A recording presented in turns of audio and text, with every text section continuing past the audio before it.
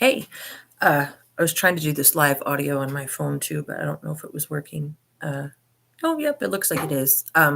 Hey.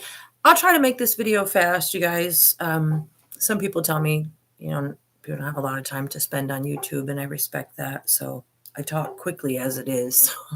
I'll talk even faster.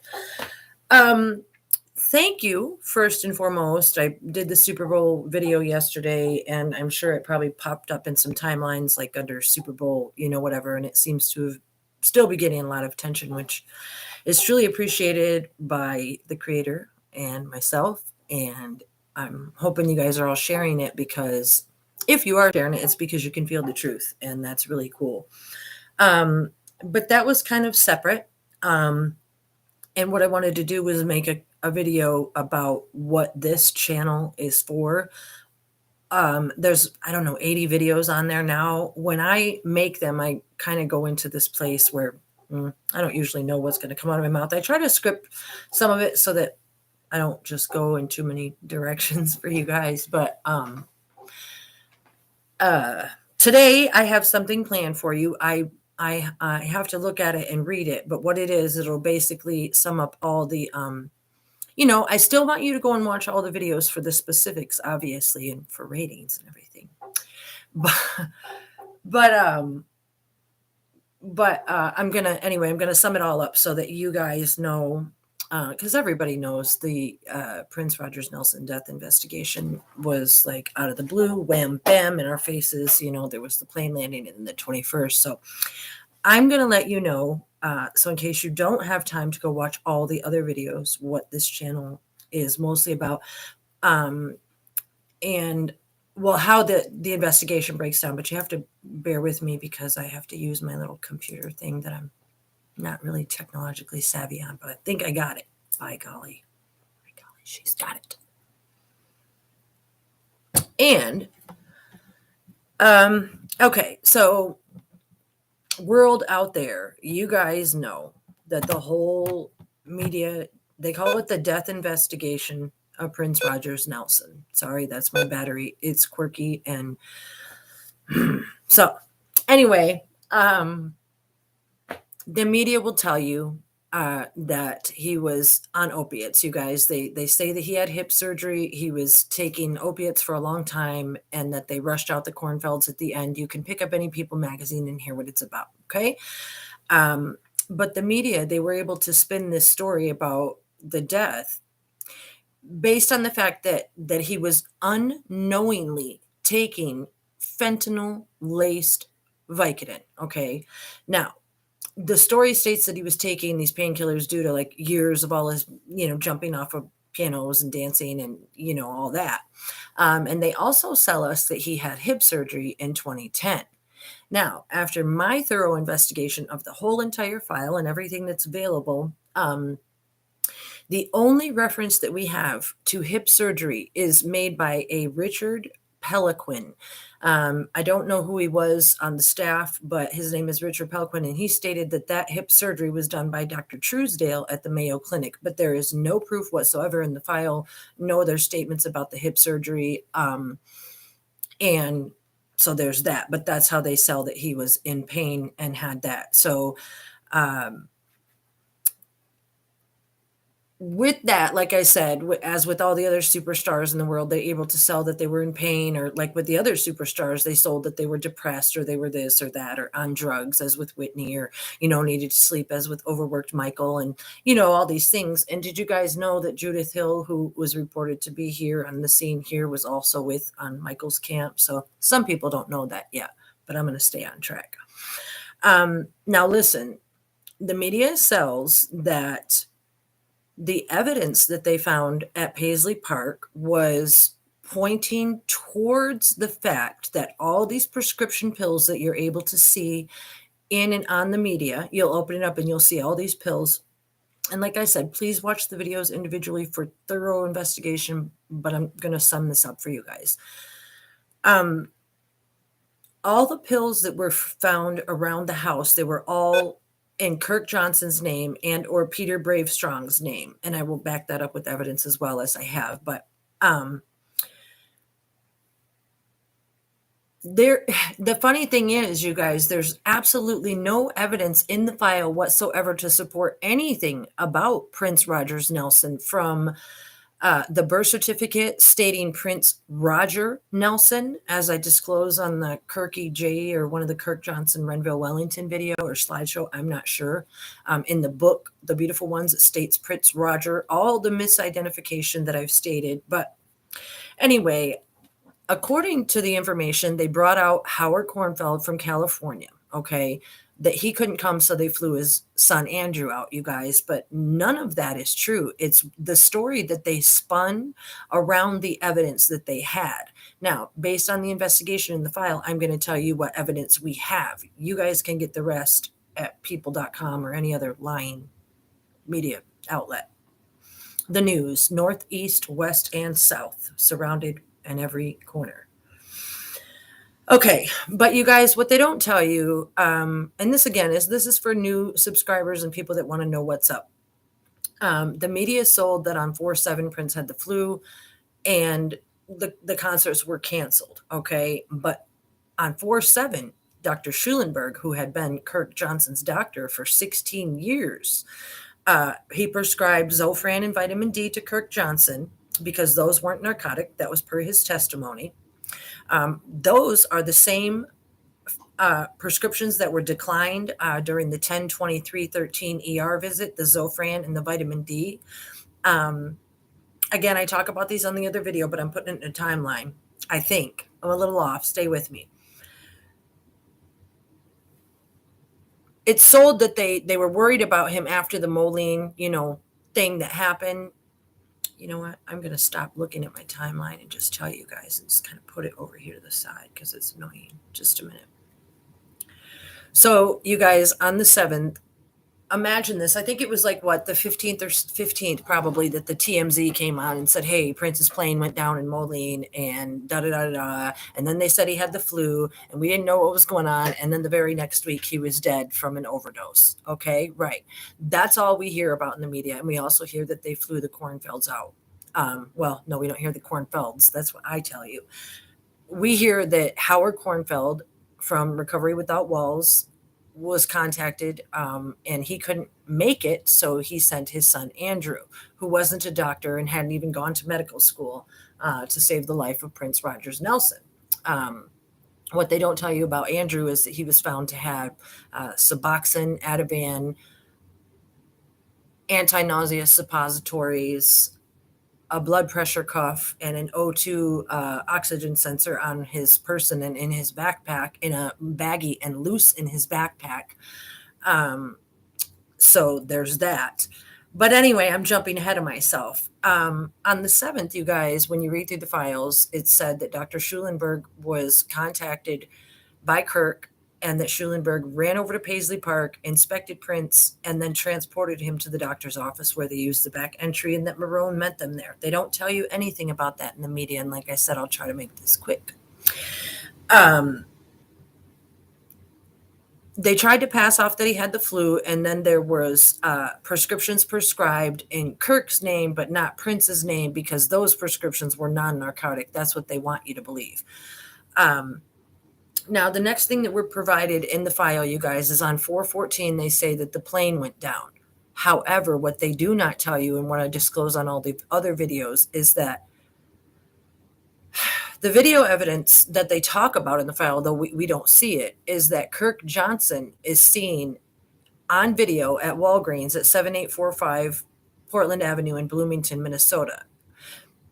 Listen closely, please. Sean Powell, his nephew, his address was 7802 West 111th Street, Bloomington.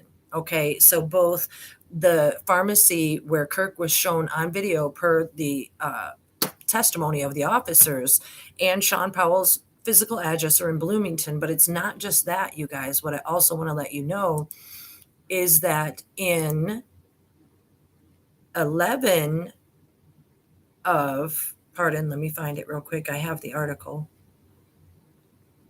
11/3 of 2016. This is super duper important. I didn't even know this till recently. The Hennepin County Sheriff's Office did the largest fentanyl heroin bust in the county or like in the country, and it was like 780. I don't know how much, $785,000 or something they said. But the point is, it was at a Bloomington address in Hennepin County. And so, what's the chances that there's going to be 3/4 of a gallon of liquid fentanyl hanging out in Hennepin County? And again, if you missed it, that was on 11/3/2016 that they did that drug bust. But I got ahead of myself because I got excited about the Hennepin County Bloomington stuff. So let me back up. On 4/14, they have him on video, okay? But also, as I've discussed with you guys, Dr. Schulenberg is slapped only with a $30,000 fine because he says, yes, I prescribed the Percocet in Kirk Johnson's name for the privacy of Prince, you guys. But what they don't tell you is that he prescribed Valium, clonidine, hydroxine, Zofran, suppositories on both the 14th and the 19th. And there were prescriptions at Walgreens and CVS pharmacies. Like I said, some of this might be redundant for if you've seen it before, but this is for new listeners so that you can go and watch the rest of the videos and get all the evidence. But anyway, $30,000 fine to appease, the masses. But then the media, TMZ, Harry Levin, all of them, they don't tell us anything about the dentist. Her name is Dr. Boo. Now, if you're a fan of Under the Cherry Moon, and then at the end, Prince is known to do the boo thing like that with Tricky, and then they laugh. Isn't it fun that the dentist's name, Elizabeth Boo, is Boo? I thought it was fun. And so anyway, she admitted to providing Tylenol 3 with codeine to Kirk Johnson the same day as Michael Schulenberg prescribed his prescriptions on both the 14th and the 19th. And why do you think the media doesn't mention that? I don't know. Because the file wants us to believe that he was either getting a crown prep and or some clindamycin with that. But then the officer asked if he ever went back and got that cracked tooth fixed. And he said no. And I thought it was cute, too, the way they said a crown prep, because if you think about Jughead, the song Jughead, you'd have to listen to the music if you're not a listener. Anyway, you guys, she provided that medication on both the 14th and the 19th per the testimony. So all we hear about is the plane landing on the 14th, okay? But dig this. According to Kirk's phone records on 4/14, he contacted Dr. Boo first, okay? We're supposed to believe that none of them are involved, but then they give us the phone records. But at 12:46, he left Dr. Elizabeth Boo, the dentist, a 12-minute and 41-second voicemail to which she didn't respond yet. But then guess who responded thereafter? Dr. Schulenberg. Dr. Schulenberg responded to Kirk first. Kirk didn't contact Schulenberg and say, hey, I need a prescription according to these phone records that we were provided. Dr. Schulenberg contacted Kirk at 1:03 with 2 texts, okay? And then a couple more times. And then there was another incoming phone call from Elizabeth Boo at 1:10 that lasted 5 minutes. So then they black out the rest of the texts that are right there. So it's very obvious that they're kind of getting their story together. The next calls that Kirk made were to Master Collision,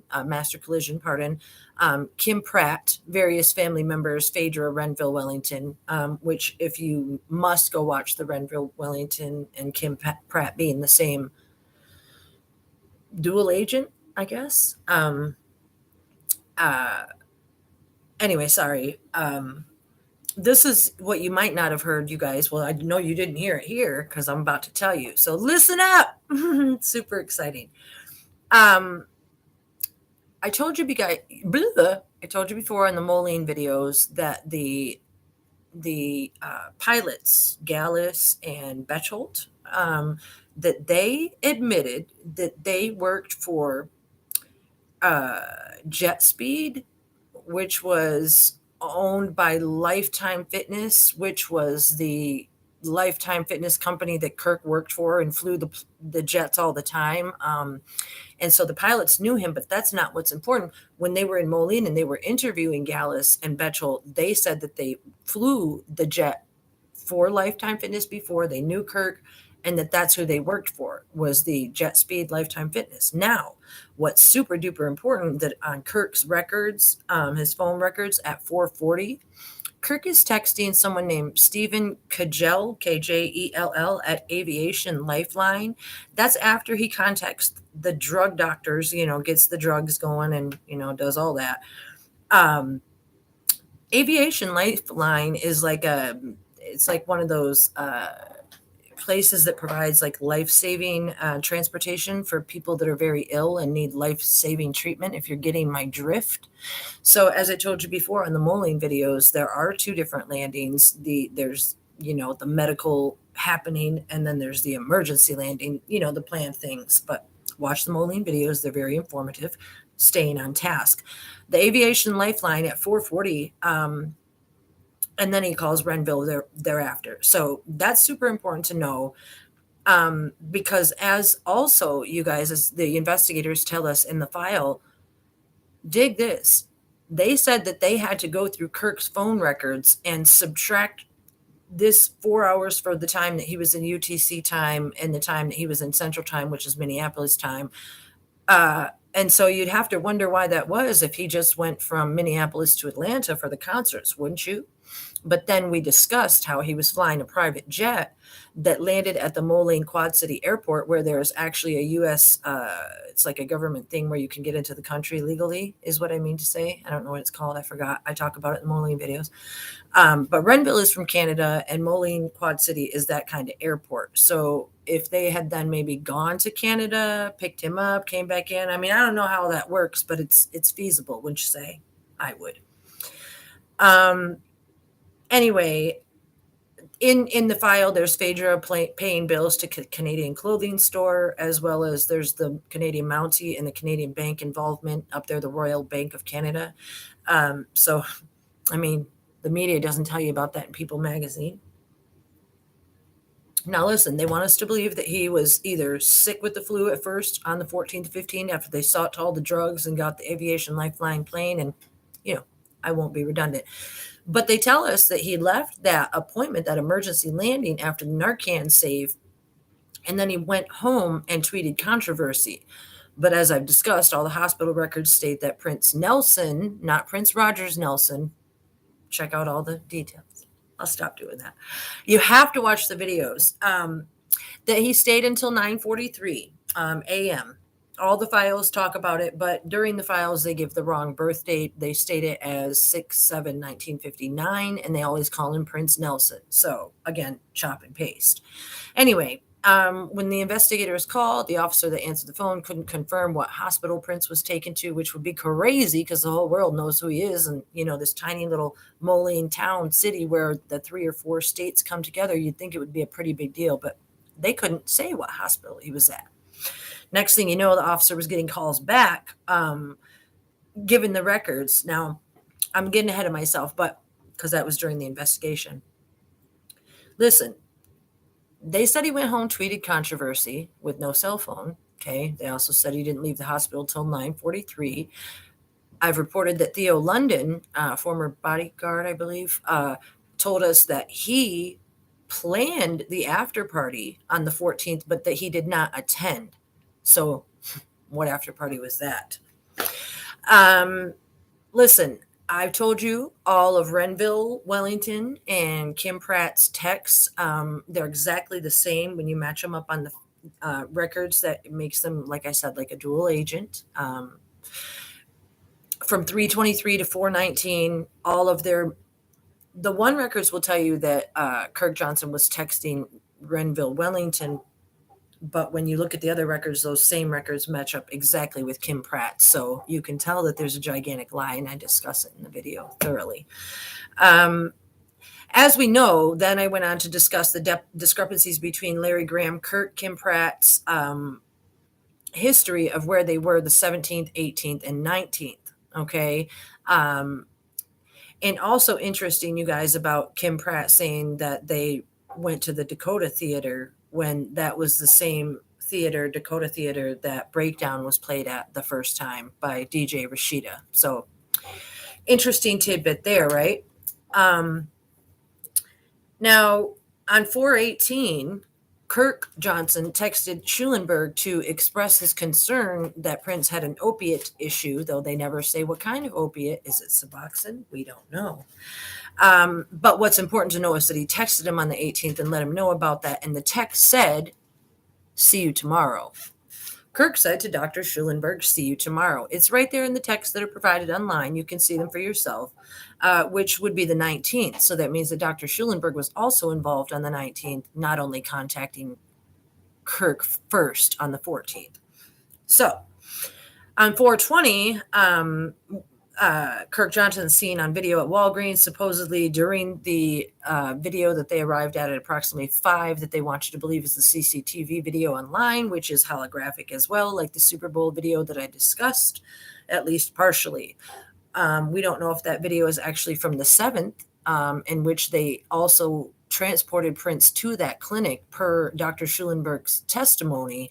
And as I asked before, where is that evidence? Why don't we get to see that? Because they transported him? I don't know. Sounds like kidnapping to me. I'm just saying.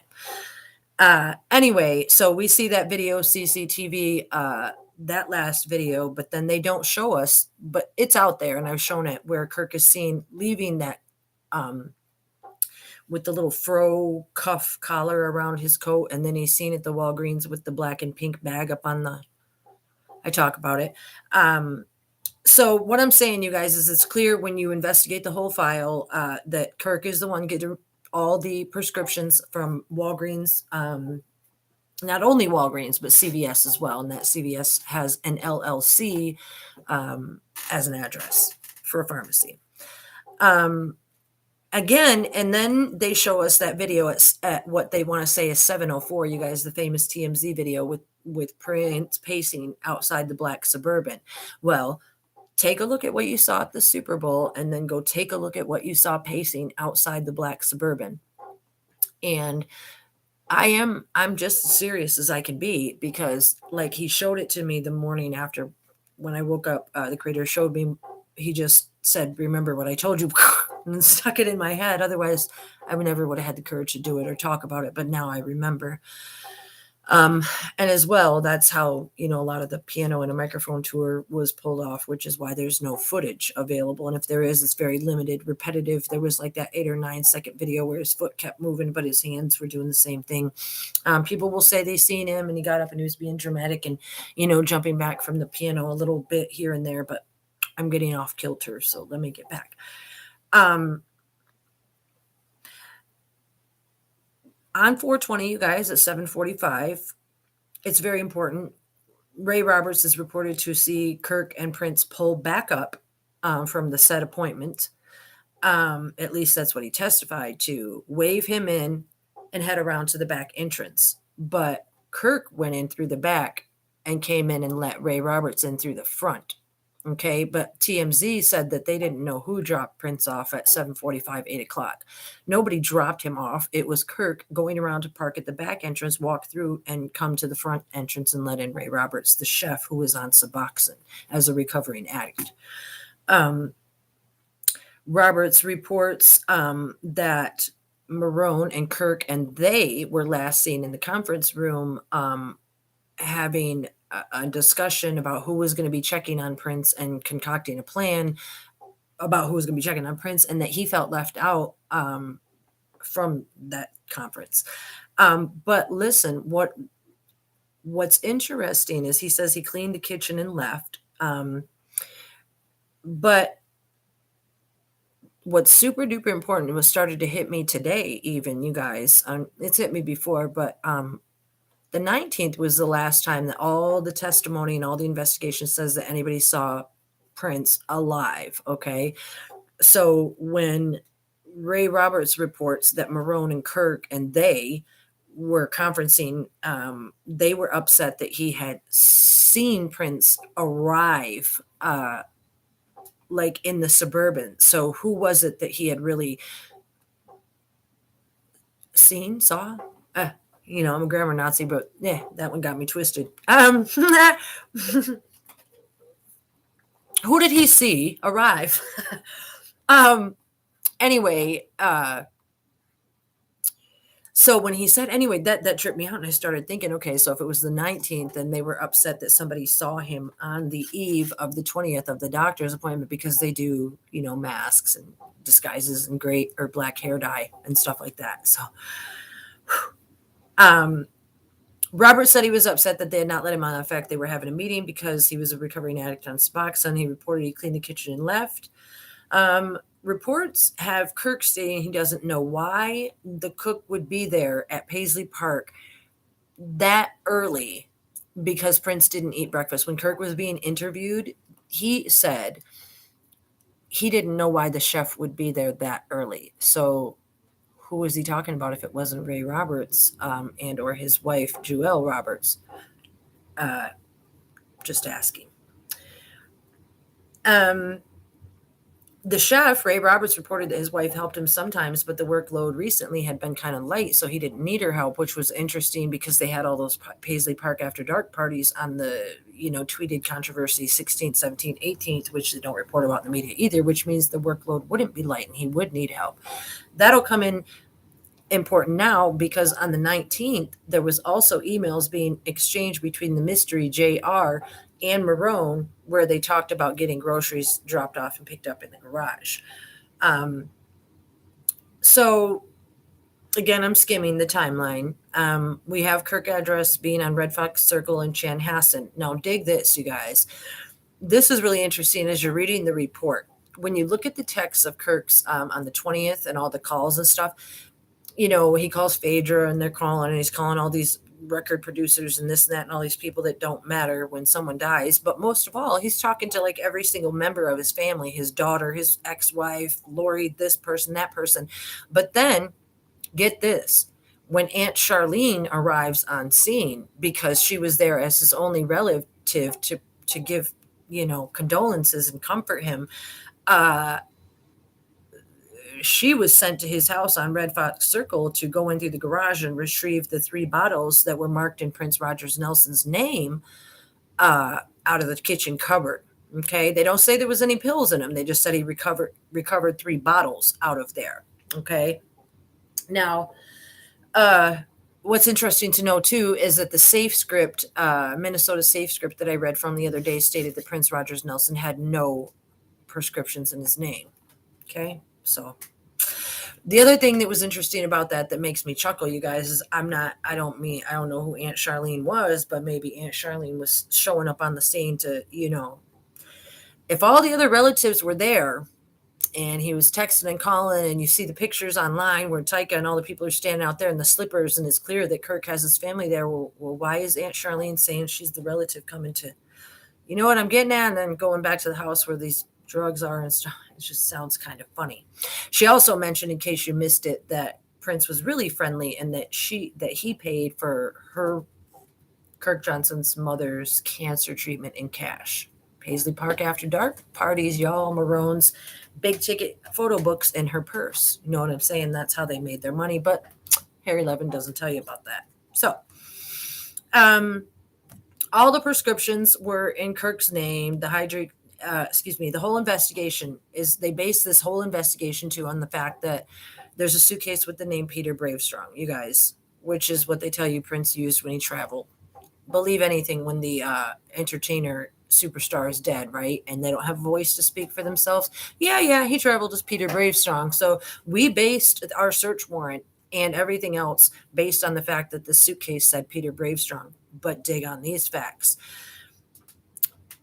Prince Dan Piepenburg writes in the Beautiful Ones book that when he was there to meet with Prince, that he never saw him face to face, and he only saw Kirk, and that he only heard Prince shuffling around in the other room. Never saw him face to face. That's the point. And the piano and microphone tour that they were doing that night in Australia, Prince said that he was new to performing alone. Now, what I'm getting at is in the suitcase, you guys, there was not only black hair dye, there was cash, which Chris Gaither, Prince's bodyguard, said that Prince didn't carry cash. He didn't have pockets. He didn't carry cash. Obviously wouldn't have anywhere to carry drugs either. But anyway, what Gaither said that was really important, you guys, is that he noted, and I noted, that he said that Prince was known to carry his passport in a black camera style bag, not in the suitcase that said Peter Bravestrong. So it's not just that. Listen to me. There was pictures online. I always talk about the one. Well, they've probably all been scrubbed now, but being who I am, I've looked at the internet. I remember there was pictures of Prince carrying. It's like a camera style bag, man bag, and Gaither is saying that that's what he carried his passport in. Longtime bodyguard, right? So tell me why then is the passport conveniently placed in the open suitcase noted Peter Bravestrong with the hair dye and everything else? Well, when you combine that with the testimony of Dr. Schulenberg, who said that at 8:15, now we don't know if that was at night or in the morning because the file only says 8:15, and sometimes they speak in military time and sometimes they don't to make it extra confusing. So at 8:15, Dr. Schulenberg texted Kirk to see, per his words, he said to see if he was still in town. Now, I found that quite interesting, being that you would need a passport to leave town, especially if you were trying to look like somebody. Just saying. Now, Gaither also testified that Phaedra and Kirk and somebody else whose name I can't remember were seen at Paisley Park after the 21st, the 22nd, I believe it was, the next day. Kirk was talking about having a stain cleaned on the carpet by the elevator. They were shredding documents, and all three of them were privy to the password to Peter Bravestrong's computer.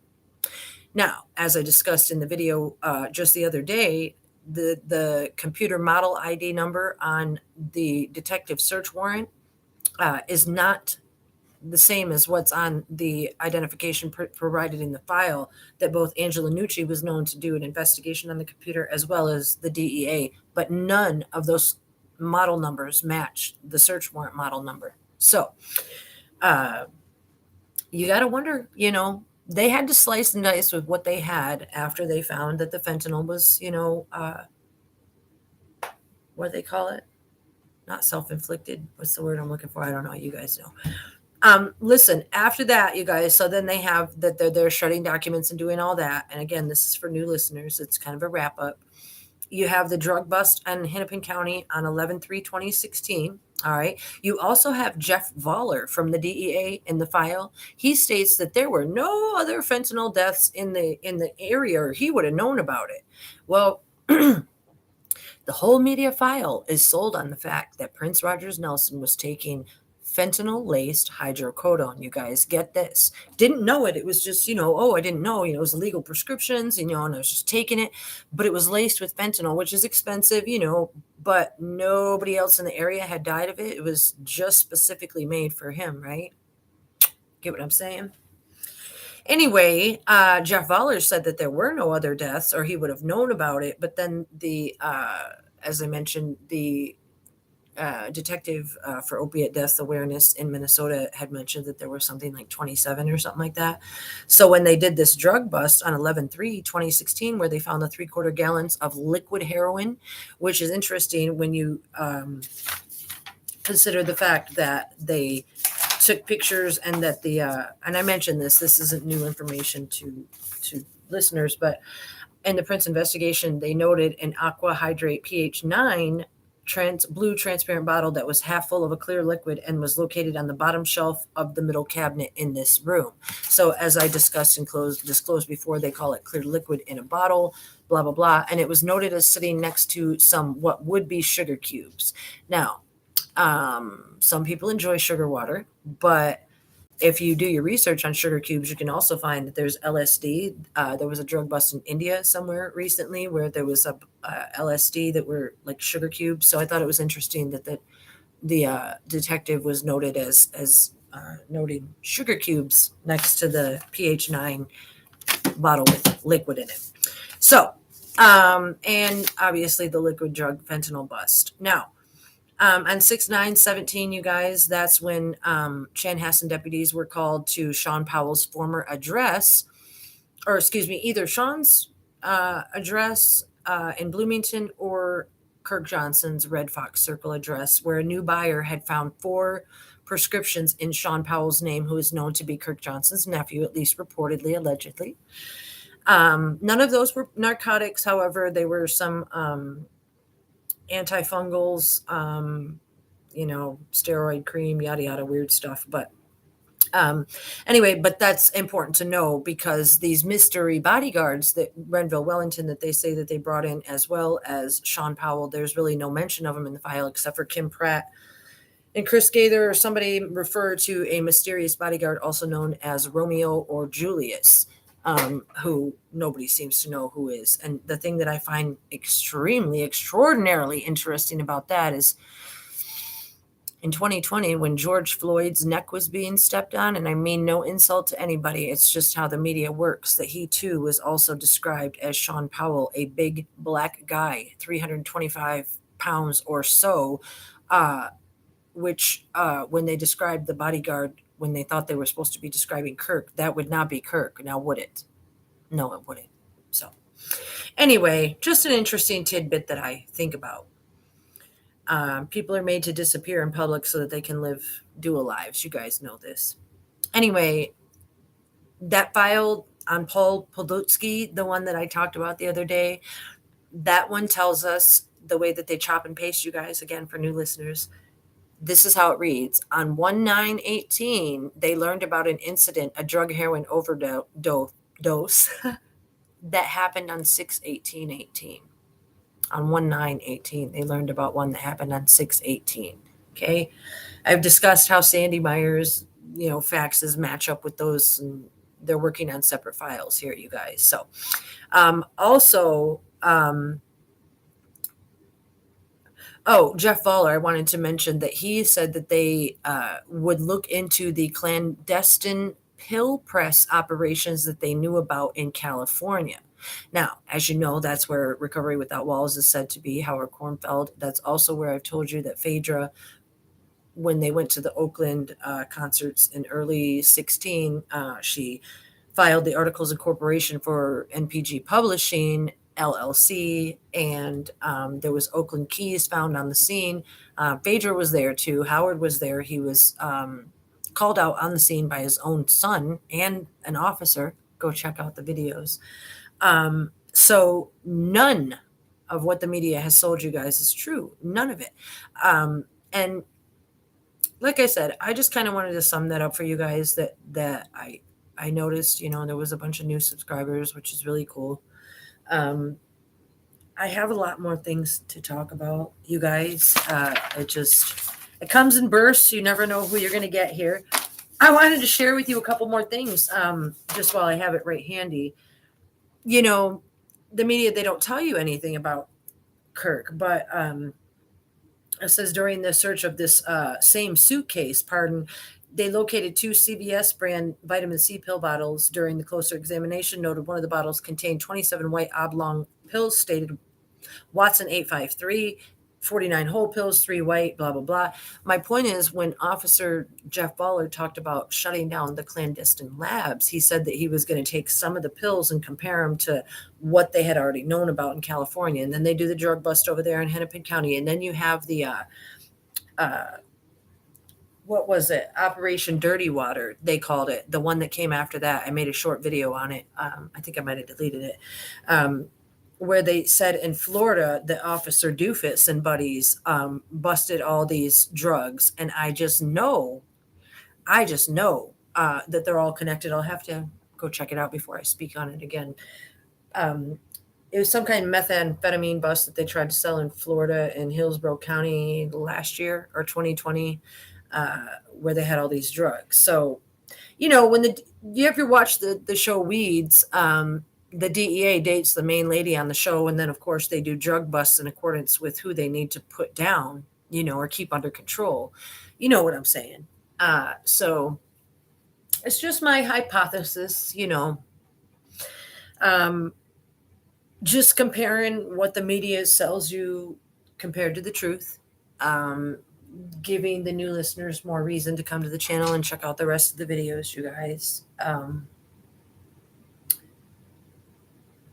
It's not for me. It's for the creator. Always, always. You guys, I don't know if Kirk Johnson or some others, I don't know. I don't know if somebody helped him get the fentanyl so that he could take it because of what he told me. If he didn't do it that way, things would be different. Or if it's all just a big made up gigantic story, I still get confused. Like I said, I have to search for information too. But I know based on all these facts that are right here in the file, and that all these 80 videos are made up of facts, not conspiracy, you guys. I'm going to keep it short today, but I want to show you something. The Super Bowl was LV1 56, yes. Now, to me, when I saw that, I immediately didn't see this red line right here. So the first thing I saw was an M, because I'm always talking about the MK Ultra. Okay. That's the first thing I saw. The second I saw was the V. You know the song, The Pope. So then, because I see sideways and upside down in Hebrew in various ways, the M then becomes a 3, which is the red one on its side. Okay. And that's what I made the little black thing. Okay. So now it's either a 31 or a 13, which I've discussed with you guys in the Gematria videos. In Hebrew, it's love. Okay. It's 13, meaning love. Oh, it's up there. See? And if you were to put that opposite, you know how they'll try to make 13 a bad luck number, and it's Friday the 13th. You know what I'm saying? And it's 6 plus 7. So, let me stay on track.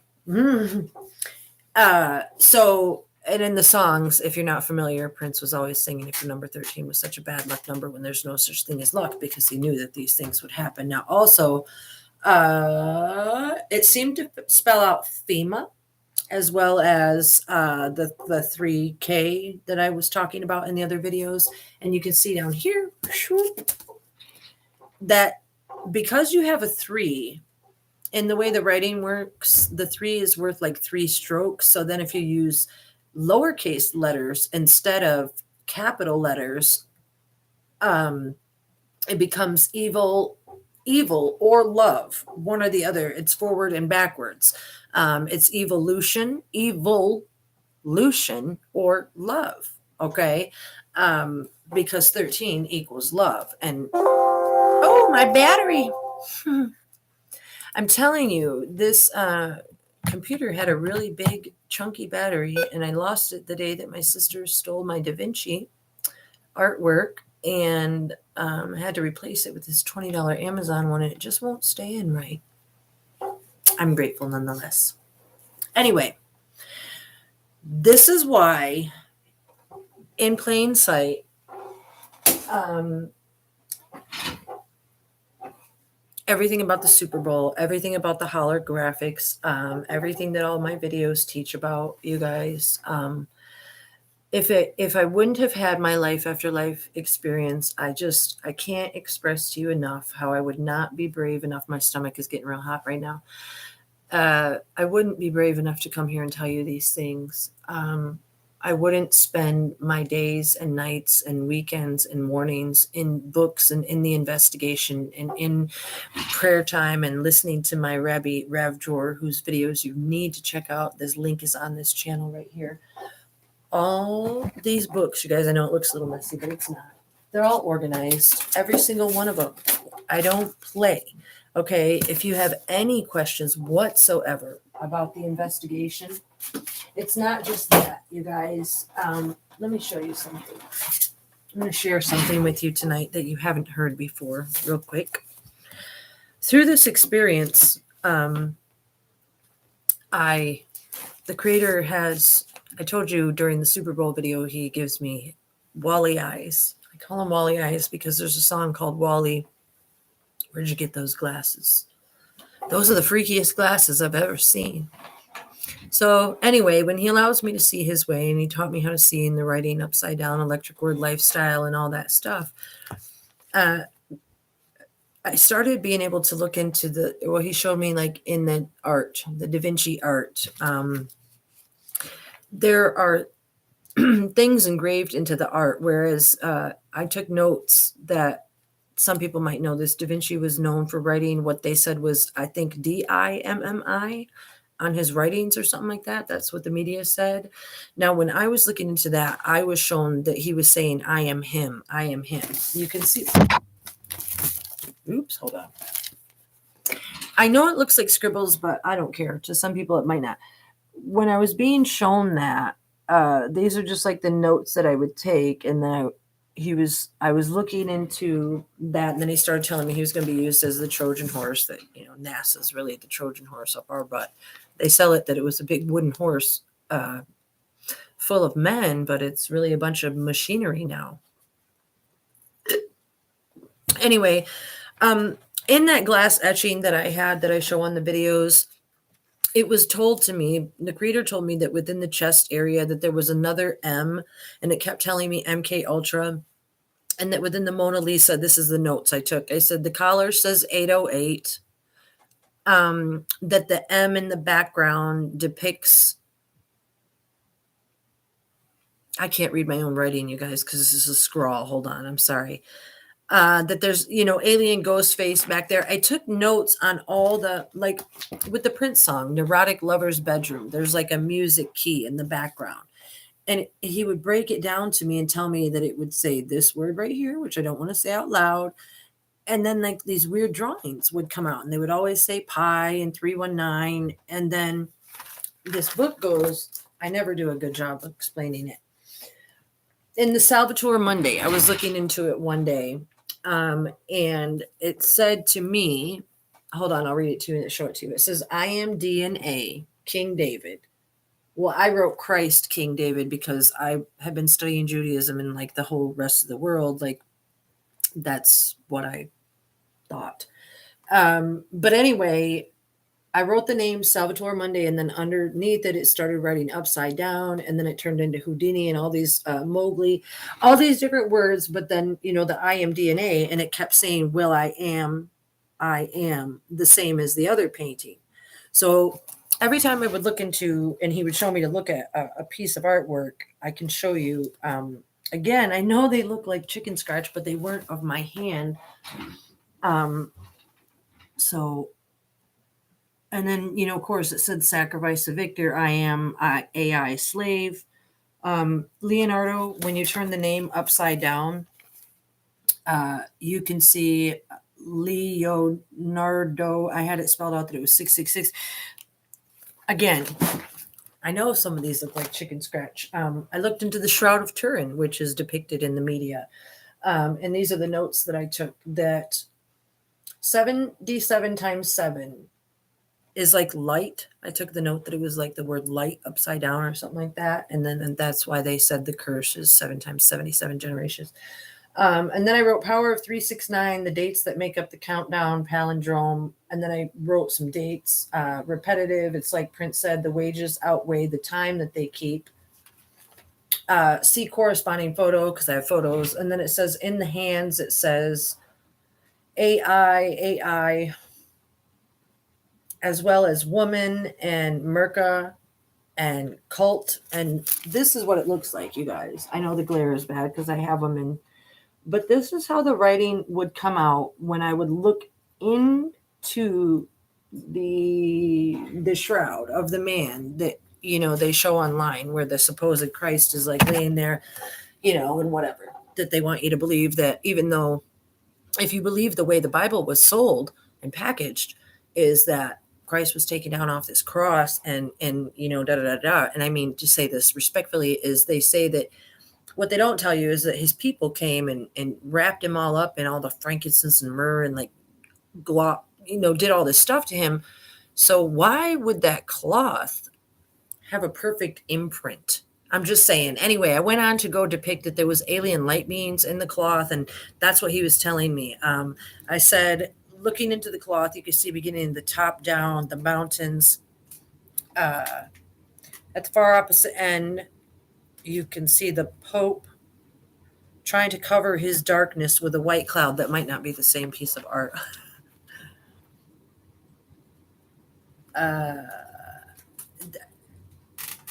The It says the AMH portion makes up his mouth. He has a seven dwarves look to him. I was talking about the evil when I was in my life after life situation.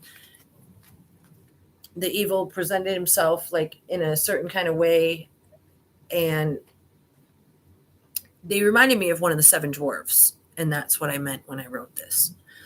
I said he's short and has a darker alien spirit above him as Pope or like the Grand Pumbaa from the Flintstones.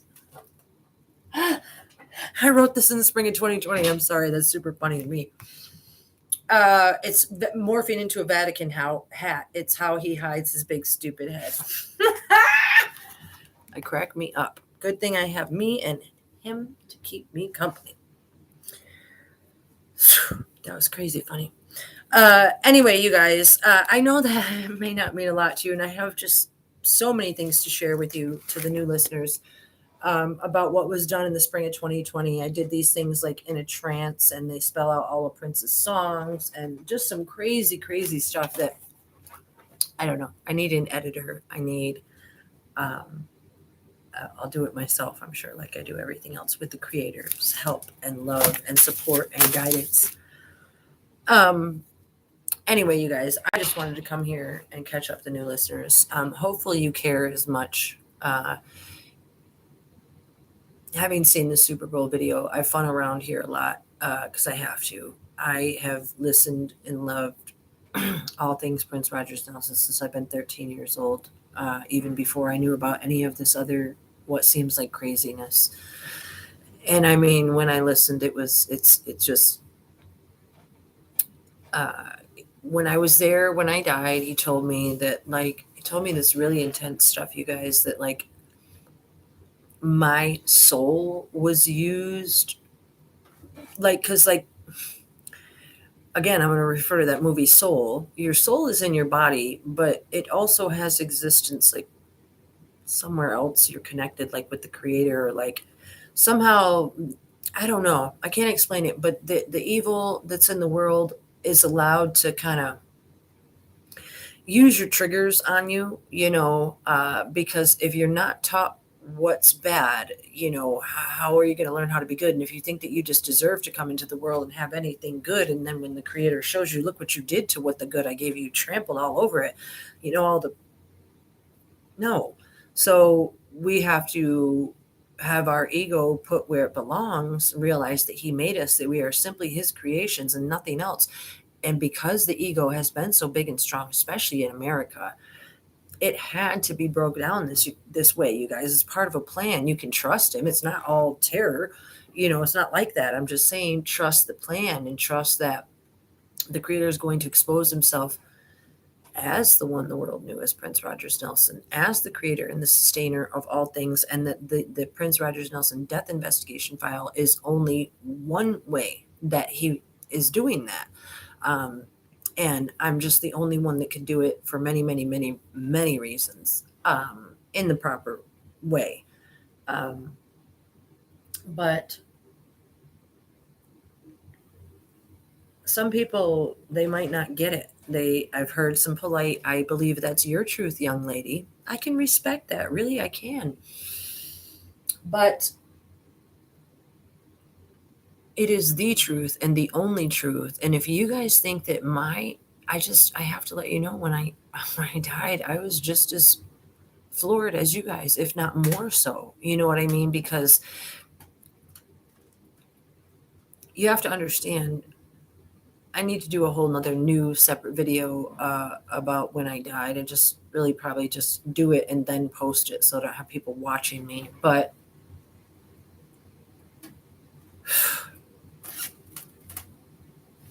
like, I wish you guys could feel what I feel. In my stomach, it's like, I always say this. If I was just some girl who came on YouTube and said, hey, I died, I met God, this is what he said, maybe a lot more people would listen. Maybe they wouldn't, because they wouldn't be so entertained. I don't know, but that's not me. And the creator told me to be me because I was the only one that could deliver this message in truth and integrity and in love, not evil. Sometimes I talk myself in circles, I know. It's not an easy task, you guys.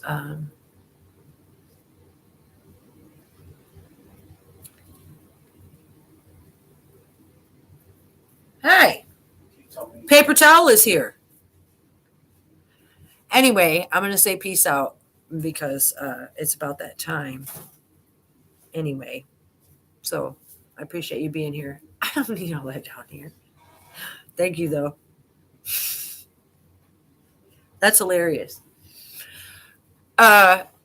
Shoot, you guys, I forgot what I was saying. So, anyway, this video is not to deter you from watching all the other videos because I don't want you to just think that this is just some goofy girl that comes here and thinks that Prince is this because she died and had this experience. It's not that, you guys. This is so much bigger than that. And if you truly care and you feel the truth and you understand that I wouldn't risk my relationship with the all-knowing, all-being,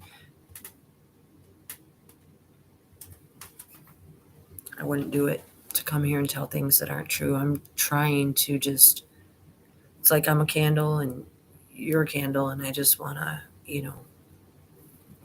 spread the light. And I didn't know that the truth was going to come in this package either, is what I meant to say, but it's a glorious and beautiful thing. It's just, it's so glaringly obvious when you actually come to know it and come to see it. And you have to realize that the real legions and the powers that are out there, you guys, they know your triggers. They know the things that bring you down and suppress you and make you feel like less than a soul and less than worthy and less than divine. And that's the world that we're in. We're in the thickest darkness that our country, our world has ever seen.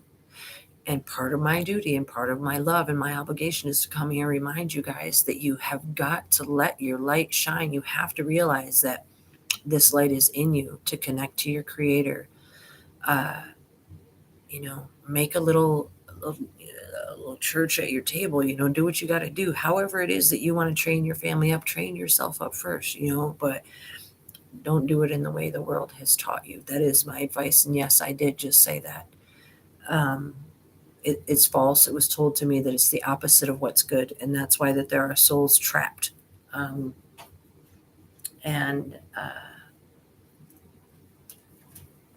We need to change that with truth, not holograms. So I'm going to go long enough. I'll see you guys later. I'll see you back. Thank you for being here. Much love. Hashem will bless us all with mercy and peace very soon. Okay.